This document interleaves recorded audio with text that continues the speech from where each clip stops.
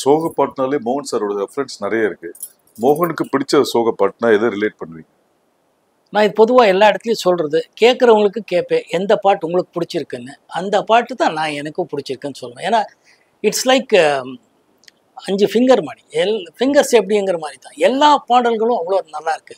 அது சுச்சுவேஷனுக்கு வந்து மக்கள்கிட்ட கனெக்ட் ஆகும்போது இந்த பாட்டு தான் பெஸ்ட்டு, அந்த பாட்டு தான் இல்லை. இன்னைக்கு தேதிக்கு நீங்கள் சொல்லணும்னா ஒரு மெலோடி சாங் எதுன்னா, நான் இன்னைக்கு சொல்கிறது மகளே என் மகளே தான் சாங் சொல்லுவேன். ஏன்னா இன்னைக்கு அது புதுசாக எல்லாருக்கும் ரீச் ஆயிருக்கு, மக்களோட ஆசீர்வாதம் கிடைச்சிருக்கு. அதனால அந்த பாட்டு இன்னைக்குன்னு சொல்லுவேன்.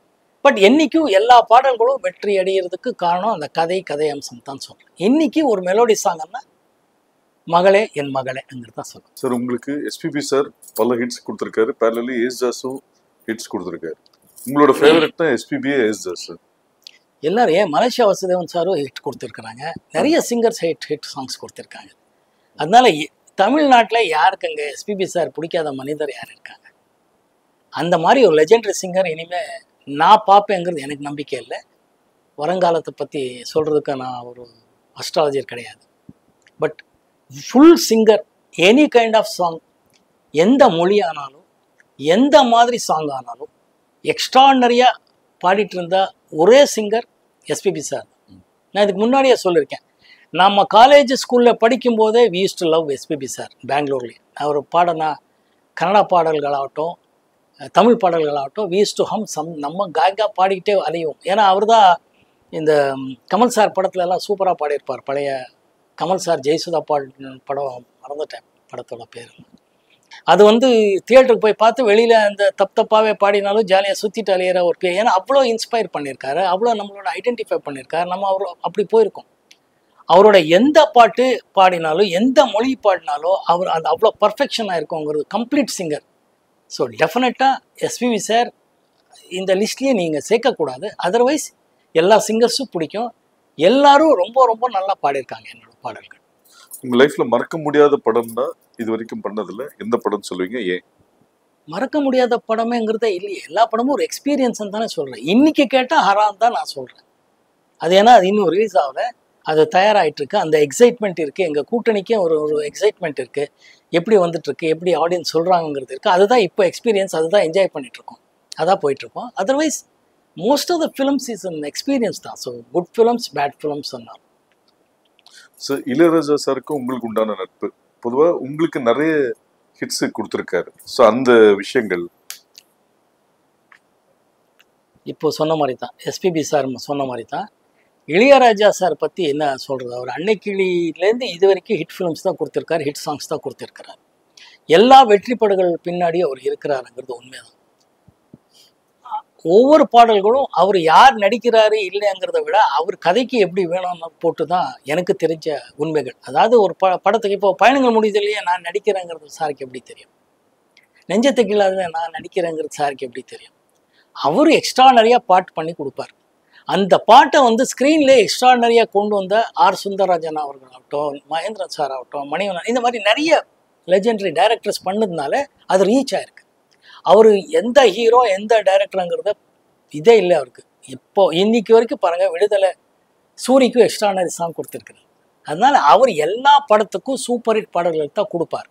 அந்த பாட்டு எக்ஸ்டென்ஷன் ஆடியோ ரிலீஸ் ஆகி ஹிட்டாக இருக்கும், படமாக ஹிட் ஆகும்போது படமும் ஓடணும். அந்த படத்தை ஓடுறதுக்கு நான் டைரக்டர் பங்கு இருக்குன்னு நான் சொல்வேன். டைரக்டர் வந்து எப்போ ஆடியன்ஸ் கிட்ட கனெக்ட் பண்ணுவாங்களோ அந்த பாட்டு இன்னும் பெரிய லெவலில் ஹிட் ஆகும். அதனால அவர் வந்து பொக்கிஷம், நமக்கு ட்ரெஷர். இப்போ வந்து எந்த ஒரு ரீரெக்கார்டிங் இது வரைக்கும் யாரும் பண்ண முடியாததான் அவர். அப்போ அந்த இளையராஜா சார் கிட்ட எனக்கு ரொம்ப ரொம்ப ரொம்ப பிடிச்ச விஷயம் என்னன்னா அவரோட டிசிப்ளின் தான். அவர் இசை அவர் எவ்வளோ பண்ணிகிட்ருக்கிறாருங்கிறது எல்லாருக்கும் தெரிஞ்ச விஷயம், சோஷியல் மீடியாவில் இருக்கிறவருக்கே தெரியும். பட் அவர் அந்த ஆனஸ்டாக காலை 7 மணிலேருந்து 1 மணி 2 to 9ங்கிறது everyday.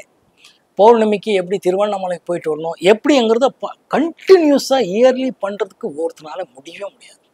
He is so dedicated either in discipline or life. 7 மணி ஆகுதுன்னா பிரசாத் ஸ்டுடியோவில் ஒரு வண்டி இருக்குங்கிறது தான் டெஃபினட். மழை வந்தாலும் சரி, வெயில் அடித்தாலும் சரி, அவர் வருவாருங்கிறது தெரியும். அவரை நம்பி அத்தனை டைரக்டர்ஸ் ப்ரொடியூசர்ஸ் போயிருப்பாங்க. அவர் யாரையும் என்றைக்குமே டிசப்பாயிண்ட் பண்ணதே இல்லை. அவர் வரவே இல்லை இன்னைக்கு இது வரைக்கும் கேட்டதில்லை. அவரோட அந்த டிசிப்ளின் லைஃபும் அவரோட இசையிலே அவர் இன்னைக்கும் அவருக்கு அந்த பசி இருக்கு. என்ன புதுசா பண்ணணுங்கிறது இருக்கு. அதை நாங்கள் விடுதலை பாட்டிலே பார்க்கலாம். எக்ஸ்ட்ரானரியா பண்ணியிருப்பார். ஸோ அவரை பற்றியெல்லாம் பேசுகிற அளவுக்கெல்லாம் நமக்கு எனக்கெல்லாம் தகுதியே கிடையாது. ஆக்சுவலாக பாடலாம் புகழலாம், அவ்வளோதான். நீங்க ஒரு நடிகர் மீறி ஒரு டைரக்டர் வேற. ஸோ அதனால அதை எப்படி பார்க்குறீங்க? இல்லை, மலையாளம் படத்தில் நான் இவ்வளோ நேரம் சொன்னதா டைரக்டர் வந்து புது களம் கதையாக மலையாளம் இருக்கும், மலையாளம் வாசனை இருக்கும் எல்லா படமும். நம்ம ஓடிடி பிளாட்ஃபார்மில் பார்த்தீங்கன்னா இப்போ கொரியன் ஃபிலிம்ஸ்ன்னு சொல்கிறோம், சைனீஸ் ஃபிலிம்ஸ்ன்னு சொல்கிறோம், பெங்காலி ஃபிலிம்னு சொல்கிறோம், சப்டைட்டிலோட நாங்களே பார்க்குறோம். டர்க்கிஸ் லாங்குவேஜெல்லாம் பார்த்தீங்கன்னா சப்டைட்டில், அந்த மாதிரி மலையாளமும் பார்க்குறோம். ஸோ ஏன்னா அவங்களோட கதை திரைக்கதை வசனம் அவ்வளோ நல்லா இருக்குங்கிறதா, அது இயக்கிக்கிறதா. அகெயின் அந்த வசனத்தை எப்படி நம்ம வந்து ஆடியன்ஸ் கனெக்ட் பண்ணுறது வந்து டைரக்டர்கள் பண்ணிகிட்ருக்காங்க. So we connect with the film.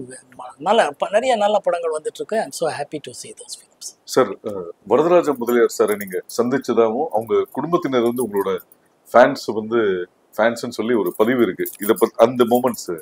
நான் ஷூட்டிங்கில் இருக்கும்போது லேண்ட்லைனில் ஃபோன் வந்தது வீட்டுக்கு. மோகன் சார் இருக்கிறாரான்னு கேட்டாங்க. யாருங்க? ஆமாம் நான் தான் பேசுகிறேன்னு சொன்னதும் நான் வரதராஜ் முதலியார் பேசுகிறேன். அப்படியே ஷாக். ஏன்னா அப்போ தான் அவரை பற்றியெல்லாம் கேள்விப்பட்ட ஒரு நல்ல விஷயம். இதை வந்து நாயகன் முன்னாடி நான் சொல்கிறேன். அப்போ வந்து நான் உங்களை பார்க்கணும் பேசணும்னு ஆசைப்பட்றேன்னா, நான் ஃபஸ்ட்டு என்ன இது எப்படி நம்ம ஷூட்டிங்கில் நம்ம ப்ரொடக்ஷன் மேனேஜர்கள் சொல்லி யாராவது பேசுகிறாங்களாங்கிற அளவுக்கு ஒரு டவுட்டு. ஏன்னா எதிர்பார்க்கவே இல்லை. அப்புறம் நானே வரேன் சார், நான் என்ன இல்லை பரவாயில்ல நாங்கள் வரோம் அப்படின்னு. இல்லை நான் வரேன்னு சொன்னேன். அப்போ மந்தவள்ளி சிங்கப்பூர் பங்களான்னு ஒரு ஷூட்டிங் ஹவுஸ் இருக்கும். அங்கே ரெகுலராக ஒரு நாளைக்கு 2-3 படம் அங்கே ஷூட்டிங் நடத்துகிற மாதிரி ஒரு சூழ்நிலை காலங்கள். அப்போது நான் வந்து போயிட்டு வரேன்னு சொல்லி நானே வரேன்னு சொல்லி அவர் வீட்டுக்கு சாந்தம் கிட்ட ஒரு வீடு, அப்போ அங்கே போய் அவரை பார்த்தேன். அப்போ தான் அவர் பாம்பேலேருந்து இங்கே வந்து இருந்திருந்த டைம். எவ்வளோ பெரிய விஷயம். அவர் நல்லா ஒரு வேட்டியும் நல்லா ஹாஃப் பனியன் கட்டி அப்படியே இருப்பார். பக்கா ஒரு நல்ல அப்படி பட்டையோடு அப்படி உட்காந்துருந்தார். போனது ரொம்ப ஹாப்பியாக. அவங்க ஃபேமிலியெல்லாம் சொல்லி என்னென்னா என்னோடய ஃபேன்ஸ் என்னோடய பாடல்கள் என்னோடய படங்கள் பார்த்து ரொம்ப ரசிச்சிருக்கேன், உங்களை பார்க்கணும்னு சொல்லியிருக்கேன். அப்போ தான் அந்த மும்பைலேருந்து அவர் இங்கே வந்து தங்கிட்டு இருந்தார் நேரம். ரொம்ப பெருமையாக இருந்துச்சு, ரொம்ப ஹாப்பியாக இருந்துச்சு. அந்த வயசுலேயே அவர் கேஷுவலாக பேசும்போது என்னால் அவர் அவ்வளோ ஃபிட்டாக இருந்தார். ஏன்னா பாருங்கன்னு அப்படியே பஸ்கி எடுத்தார்.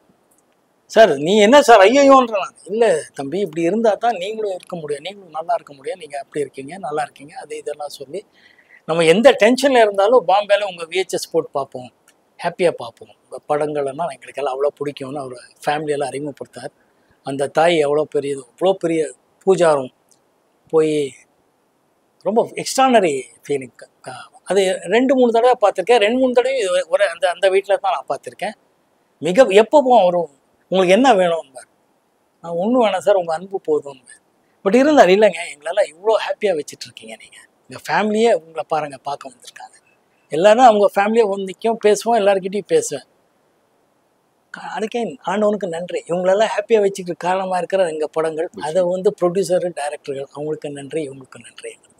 ரொம்ப எக்ஸ்ட்ரானரி மெமரிஸ். அது எங்களுக்குள்ளே இருக்கிற ஒரு மெமரிஸ் தான்.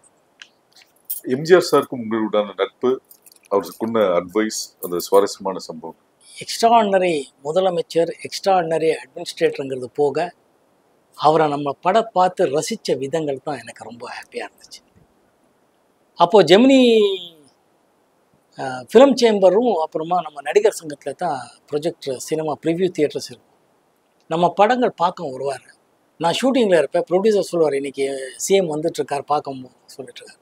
ஸோ நம்ம படம் பார்த்துட்டு முடிகிற நேரத்துக்கு வந்துடுவோம், ஏன்னா அங்கே தூரத்தில் இருக்கோம். அவர் படம் பார்த்துட்டு அப்புறம் வந்து மகிழ்ச்சியாக வந்து பக்கத்தில் நின்று நாளைக்கு பிரேக்ஃபாஸ்ட் வந்துருங்க பேசுவோம் அப்படின்னு போயிடுவார். நமக்கா ஒரே ஹாப்பி. நம்ம வந்து ஸ்கூலு காலேஜ்லேருந்து பார்த்த எம்ஜிஆர் சார், நம்ம பெங்களூரில் அத்தனை படங்கள் அவர் பார்த்து ரசிச்சிருக்கோம். கிரேட் ஒரு பாசிட்டிவான எனர்ஜி அவர் படங்கள் பார்த்தாலே வருது. அவரை பார்க்கும்போதும் வந்து அவர் படங்கள் பார்த்து நாங்கள் அப்படி பார்த்துருக்கோம். பட் அவரை பார்க்கும்போது அவ்வளோ பாசிட்டிவாக எனர்ஜி வரும். மறுநாள் ஷூட்டிங் இருந்தாலும் சிஎம்ஏ கூப்பிட்ருக்காருங்கிறதுனால ப்ரொடியூசரை போயிட்டு வந்துடுங்க சார், காலங்காத்தால் வீட்டுக்கு போவோம். அங்கே அவர் மார்னிங் பிரேக்ஃபாஸ்ட் கொடுத்து படத்தை பற்றி பேசுவார். அதை படத்தை பற்றி அவ்வளோ நல்ல விமர்சனம் பண்ணி பேசுவார். இது எப்படி பண்ணீங்க, இது எப்படி பண்ணீங்க, இது எப்படி பண்ணீங்க, இது நல்லா இருந்துச்சு, அது எப்படி இருந்தீங்க, எவ்வளோ நாள் பண்ணீங்க, அதை கேட்டு ரொம்ப ஹாப்பியாக இன்னும் வேணுமா சாப்பாடுன்னு எல்லாம் பேசுனதுக்கு அப்புறம் வெளியில எல்லாம் மினிஸ்டர்ஸ் எல்லாம் இருப்பாங்க, அந்த அவங்களுக்கு வேண்டிய அட்மினிஸ்ட்ரேஷன் எல்லாம் இருக்கும், சிஎம். பட் இருந்தாலும் நாங்கள் அதை புரிஞ்சுக்கிட்டு ரொம்ப நேரம் பேசுகிறதோ அது இதெல்லாம் இல்லை. பட் பேசி முடிஞ்சு நான் கிளம்புறேன்னா பரவாயில்லைன்னு சில டைமில் காஃபி போதும் கிளம்பி வந்ததும் உண்டு. ஏன்னா வெளியே அத்தனை பேர் வெயிட்டிங்கில் இருப்பாங்க தமிழ்நாடு சிஎம். அப்போது ரொம்ப நமக்கு பெருமையாக இருக்கும். அதுவே என்ன பண்ணுங்க நெக்ஸ்ட் படத்தில் பார்ப்போம் பேசுவோம் அப்படின்னு நமக்கே உள்ள இருக்கும். மறுபடியும் நல்ல படங்கள் பார்த்து பேசுவார். அவரும் இதே தான் வார்த்தை, உங்களுக்கு என்ன வேணும், என்ன ஒன்றும் வேலை, உங்கள் அன்பு இருந்தால் போதும். Extraordinary memories sir. அப்போ எம்ஜிஆர் இந்த மாதிரி ஆட்களோட உட்காந்தோம் பேசணும் அப்படிங்கிறத எங்கள் லைஃப்பில் one of the biggest achievements. அதனால அது எக்ஸ்ட்ரானரி ஃபீல். சிவாஜி சாரோட சிவாஜி சார் நடிப்புங்களே நடிகர் திலகம் சிவாஜி சாருங்கிறது நமக்கு வரும்போதே இண்டஸ்ட்ரிக்கு தெரியும். அவரோட 2-3 படம் நடிச்சிருக்கேன். அவர் வரும்போதே அவரோட படங்கள் பார்த்து அதே தான் பெங்களூரில் நான் வந்து ஸ்கூலு காலேஜில் பார்த்ததா. அங்கே பெங்களூரில் இன்னொரு நல்ல விஷயம் என்னென்னா, நம்ம எல்லா மொழி பசங்களும் அங்கே இருக்கிறதுனால அந்தந்த மொழியில் அந்தந்த வாரம் வர படங்கள் பற்றி பேசுவாங்க. சிவாஜி சார் படம் வரும், நாகேஸ்வரராவ் படம் வருதோ, ராஜேஷ் கண்ணா படம் வருதுன்னு அவங்க சொல்லும்போது எல்லார் படமும் எல்லா பேரும் போய் பார்ப்போம். காலேஜ் கட் அடித்து ஸ்கூல் கட் அடித்து போகிறதே படங்கள் தான் நமக்கு ஒரு என்டர்டெயின்மெண்ட். அப்போ பார்க்கும்போது இந்த மாதிரி அவர் சார் படங்கள் எல்லாம் பார்த்துருக்கோம். அவரை வந்து ஃபஸ்ட்டு அங்கே பார்த்தது ஒரு வீட்டில் கருடா சௌக்கியமா ஷூட்டிங் டைமில் தான் பார்த்தேன். எனக்கு கையெல்லாம் நடுங்குது அவர் பார்க்கும்போதோ. ஏன்னா அவர் நடிக்கிறாருங்கிறது போக நான் அவர் கூட நடிக்கணும். அது அவர் நடிக்கும்போது நான் கால் மேலே கால் போட்டு ஏதோ ஒரு வசனம் போடணும். அந்த வசனம் பேசணுங்கிறது காலு போட வர மாட்டேங்கிறது, பேசணுங்கிறது ஒரு சின்ன பயம் இருக்கும்ல, தயக்கம். அது இல்லாமல் அந்த ஷூட்டிங் அட்மாஸ்பியர் பெரிய லெஜெண்டரி பிரகாஷ் ராவ்ங்கிற டைரக்டர் டைரக்டர் எல்லாம் இருந்தார். பட் அவர் ரொம்ப என்கரேஜ் பண்ணுவாருங்கிறதா என்கரேஜ் பண்ணார். ரொம்ப சுலபமாக நடிக்கும் முயற்சி பண்ணேன். அது நல்லா நடந்ததுங்கிறது உண்மையான விஷயம். ஒவ்வொரு படத்துலையும் அவரோட நடிக்கும்போது அவ்வளோ நல்லா இருக்குது. அதான் இதெல்லாம் தான் நல்ல விஷயங்கள் சினிமாவுக்கு வந்ததுக்கு அப்புறம்ன்றது. எனக்கு எம்ஜிஆர் சார் சிஎம்மாக இருந்தாலும் அவர் பார்க்குறதுக்கும் அவரோட பேசுகிறதுக்கு ஒரு வாய்ப்புகள் கிடைச்சதாகட்டும், சிவாஜி சாரோட நடிக்கிறதுக்கு வாய்ப்பு கிடைச்சதாகட்டும், சிவாஜி சார் பையனோட நடிக்கிறதுக்கு எனக்கு வாய்ப்பு கிடைச்சதாகட்டும், இதுக்கெல்லாம் ரொம்ப பெருமையாக இருக்குது, ஹாப்பியாக இருக்குது. இறைவனுக்கு நன்றி சொல்லுங்கள். சார், ஒரு இடைவெளிக்கு அப்புறம் தான் ஹரா படம் தேர்ந்தெடுத்தீங்க. அந்த இடைவெளிக்கு என்ன காரணம்? நல்ல நீங்க எதிர்பார்க்குற ஒரு கதாபாத்திரமோ அமையாதது தான் காரணமா, இல்லை வேற ஏதாவது ரீசன்? எதிர்பார்க்குற மாதிரி திரைக்கதை இருக்கிற மாதிரி படங்கள் வராததான் காரணம். நம்ம ஏதோ ஒரு புதுசாக இருக்கிற ஒரு கதை, புதுசுன்னா புதுசு இல்லை, நமக்கு புரிகிற மாதிரி நமக்கு பிடிச்ச மாதிரி இருக்கிற மேட்டர் தான் வேற மாதிரி கொடுத்தா ஜனங்க பார்ப்பாங்கங்கிறதும் நாங்களே இப்போ நமக்கு பிடிக்கிற ஒரு விஷயத்த கொஞ்சம் அழகாக வேற மாதிரி இட்லி கொடுத்தா, வேற மாதிரி தோசை கொடுத்தா, வேற ரெசிபி இல்லை, அது கொடுக்குற விதத்துலேயே நல்லா ஒரு கொடுக்குறதுல இன்ட்ரெஸ்டிங்காக எப்படி பார்க்க வைக்கிற மாதிரி சாப்பிட்ணுன்னு தோன்ற மாதிரி பண்ணுற மாதிரி தான் படங்கள் பற்றியும் நான் எதிர்பார்த்த மாதிரி வரல. வர வரைக்கும் வெயிட் பண்ணுவோம், ஒன்றும் பிரச்சனை இல்லை, ஹாப்பியாக இருப்போங்கிறதா இருந்தது. சார், இந்த கோவிட் அப்போ அந்த கோவிட் வந்தவங்க வந்து ஒரு செல்ஃப் குவாரண்டைன் பண்ணணும்னு இருந்தாங்க. ஸோ நீங்கள் வந்து இந்த வெயிட்டிங் பீரியடை இது ஒரு செல்ஃப் அனலைசிங் பீரியடாக எடுத்துக்கிட்டீங்களா? அனலைசிங் இல்லை, இப்போ படங்கள் அப்பவும் படங்கள் பார்க்கறது பல வாய்ப்புகள் வந்த போதும் அது தள்ளி வச்சதுக்கான ரீசன் என்ன? இல்லை, ஓப்பனாக நம்ம டைரக்டர்கிட்டயே சொல்லுவேன். அப்போ அந்த வந்த டைரக்டர்கள்கிட்டையும் தயாரிப்பாளர்கிட்டையும் சொல்லியிருக்கேன், தப்பாக நினைக்காதீங்க, அடுத்த படம் பண்ணுவோம், இதில் உடன்பாடு இல்லைன்னு சொல்லி அனுப்புவேன். அதில் இந்த ஏன்னா அவரை டிசப்பாயிண்ட் பண்ணுங்கிறது என்னோட நோக்கம் இல்லை, ஜெயிக்கணுங்கிறது மட்டும்தான் எனக்கு நோக்கம். அதனால் கூட்டணியாக ஜெயிக்கணுங்கிறது எனக்கு எப்போவுமே நம்பிக்கை உண்டு. கூட்டணியாக இருந்தால் தான் ஜெயிக்க முடியுங்கிறது எனக்கு நம்பிக்கை உண்டு. ஸோ அந்த மாதிரி ஒன்றும் வரலைங்கிறது தான் இருந்துச்சு. பட் அது டிசப்பாயின்மெண்ட்டும் இல்லை, அனலைஸ் பண்ணுற அளவுக்கும் இல்லை. வரும்போது பார்ப்போம். ஹரா படம் பற்றி ஒவ்வொரு பதிவிலையும் நீங்கள் குறிப்பிடுற ஒரு வார்த்தை வந்து, இந்த படம் உங்களை எந்த விதத்திலையும் டிசப்பாயின்மெண்ட் பண்ணாது அப்படின்னு சொல்கிறீங்க. அப்படி சொல்லக்கூடிய ஒரு மெயின் யூஎஸ்பி என்ன விஷயம் சார் அந்த படத்தில்? இல்லை, ஒரு நம்பிக்கை தான். படத்தில் வேண்டிய ஃபைட்ஸோ சாங்ஸோ எமோஷ்னல் இதில் கனெக்ட் ஆகும்னு நான் நம்புகிறேன். அதனால் அப்படி சொல்லிகிட்ருக்கேன். இப்போது ஃபஸ்ட்டு டைட்டில் டீசர்லேருந்து பார்த்தீங்கன்னா மீடியா ஆதரவாகட்டும், ரசிகர்கள் ஆதரவும் நல்லா இருக்குது. 2-3 பாட்டு ரிலீஸ் பண்ணியிருக்கோம், எல்லா பாடல்களுக்கும் நல்லா இருக்குது. அப்படியே டீசர் ஆகட்டும், ட்ரெய்லர் ஆகட்டும், எல்லாமே ரெஸ்பான்ஸ் நல்லாயிருக்கு. அதனால் இந்த படமும் டிசப்பாயிண்ட் பண்ணாதுன்னு தான் சொல்கிறேன். சார் உங்களோட லைஃப் கேரியர்ல ஷூட்டிங்க்கு பல ஊர்களுக்கு பல வெளிநாடுகளுக்கு பயணப்பட்டாலும் கோயம்புத்தூர் வந்து ஒரு முக்கியமான ஒரு விஷயமா இருக்கு. ஏன்னா உங்களுக்கு பல வெற்றி படங்களை தயாரிச்ச கோவை தம்பி கோயம்புத்தூர். ஒரு சின்ன இடைவெளிக்கு அப்புறம் வர ஹரா படம் ப்ரொடியூசர் வந்து கோவை சேர்ந்தவர் கோவை மோகன்ராஜ். இந்த படம் ஷூட்டிங் நடந்ததும் கோயம்புத்தூர். அந்த கோயம்புத்தூர் மக்களுக்கும் உங்களுக்கும் உண்டான நட்பு. இது மட்டும் இல்லை, நீங்கள் இயக்குனர்கள் பேரை சொல்லலை. ஆர் சுந்தரராஜன் அவர்கள் கோயம்புத்தூர். பிடிச்ச இயக்குனர், பிடிச்ச ரைட்டர் அவரும் ஆகட்டும், நம்ம மணிவண்ணன் ஆகட்டும், இந்த மாதிரி நிறைய ரைட்டர்ஸ் டைரக்டர்ஸ் எல்லாம் அந்த ஊர்லேருந்து வந்தவங்க தான் நம்ம என்னோடய வெற்றிக்கு காரணமாக இருக்கிறவங்கிறது சொல்கிறோம். ஸோ அங்கே மக்கள் பொதுவாகவே ரொம்ப அமைதியாக இருப்பாங்கங்கிறதும், ஊட்டிக்கு போகும்போதும் அங்கே இறங்கி அவங்களோட பழகின காலத்துலேருந்து இன்றைக்கி வரைக்கும் ரொம்ப ஹாப்பியாக எனக்கு அவ்வளோ ஆதரவு கொடுத்துட்ருக்காங்க. இந்த படத்துக்கும் அவங்க கொடுத்த ஆதரவு மிகப்பெரிய விஷயம். லொக்கேஷன்ஸ் ஆகட்டும், போலீஸ் டிபார்ட்மெண்ட் ஆகட்டும், நண்பர்கள் ஆகட்டும், எல்லாமே they have gone out of their way to help Haraa shooting.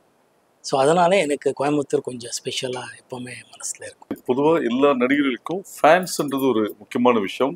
அந்த ஃபேன் பேஸ்டு ரசிகர் மன்றம் இதை ஒரு ஒருங்கிணைச்சு பல நலத்திட்ட உதவிகள் பண்ணுறதுன்றது ஒரு நடைமுறையில் இருக்கிற ஒரு விஷயம். ஆனால் 80s ரொம்பவும் பிரபலமான இருந்த நீங்கள் முதல் முறையாக 2012 தான் அவங்கள சந்திச்சு ஒரு விஷயம் ஆரம்பிக்கிறதுக்கே அனுமதி கொடுத்தீங்கன்னு ஒரு தகவல் இருக்கு. ப்ளஸ் 2014 இன்னைக்கு வரைக்கும் உங்களோட பிறந்தநாள் மே 10ன்றதுனால ஒரு 10ஆம் தேதியும் உங்க ரசிகர்கள் வந்து நலத்திட்ட உதவி பண்றாங்க. வருஷம் மே 10க்கு பல நலத்திட்ட உதவி பண்றாங்க. அதை நீங்க கலந்துக்கிறீங்க. இவ்வளவு தாமதமாக இருந்தாலும் அப்டேட்டடா பண்ணிட்டு இருக்கீங்களே, அது என்ன ரீசன்? 2014 முன்னாடியிலேருந்தே பண்ணிட்டு இருக்காங்க. சோஷியல் மீடியா அவ்வளோ கேச்சிங்காக இருக்கல. டிஜிட்டல் மோடெல்லாம் வந்தது 2000க்கு அப்புறம் தான். அதுக்கு முன்னாடியிலேருந்து அவங்க பண்ணிகிட்டே இருக்காங்க. அவ்வளோ பெரிய பரபரப்பு பேசலை. என்ன மாதிரியே என்னோட ஃபேன்ஸும் அது டெய்லி போட்டு அது விளம்பரப்படுத்தணும் அதுன்றது அவங்களுக்கும் அவ்வளோ உடன்பாடு இல்லை. நான் பண்ண புண்ணியம் எனக்கு இப்படி ஒரு பொக்கிஷமாக ஃபேன்ஸ் கிடச்சிருக்கிறது. அவங்களுக்கு எப்போவுமே நன்றி. ஸோ ஒரு ஃபேன் வந்து ரொம்ப வருஷம் கழிச்சு சந்திக்க வர்றார், உங்களை கழிச்சு ரொம்ப வருஷமா ஃபாலோ பண்ணிட்டு இருக்கவர் சந்திக்க வர்றார். அப்போ கூட இருக்கவங்க சொல்றாங்க, நீங்க போய் சந்திக்காதீங்க, உங்களுக்கு அவர் ரொம்ப பிடிக்கும், அவருக்கு உங்களுக்கு ரொம்ப பிடிக்கும்னு சொல்றீங்க, அவர் உங்க பேர் கரெக்டா சொல்றாரான்னு பார்க்கலான்ற போது லிஃப்ட் திறந்து வந்து நீங்க அவர் பேரை வந்து இன்னும் கருணாகரன் எப்படி இருக்கீங்க அப்படின்ற மாதிரி ஒரு விஷயம் நடந்ததா ஒரு பதிவு இருக்கு. அதோட பேக்ட்ராப் என்ன? ஏங்க ஃபேன்ஸ் எப்படிங்க மறக்க முடியும்? பேசிக் என்னன்னா இன்னைக்கு வரைக்கும் அவங்க தான் என்னோட இருக்காங்க. அவங்க சில நாட்கள் வரலாம், போகலாம், மீட் பண்ணாமல் இருக்கலாம், விஷயங்கள் வேறு வேறு, ப்ரையாரிட்டிஸ் வேறு.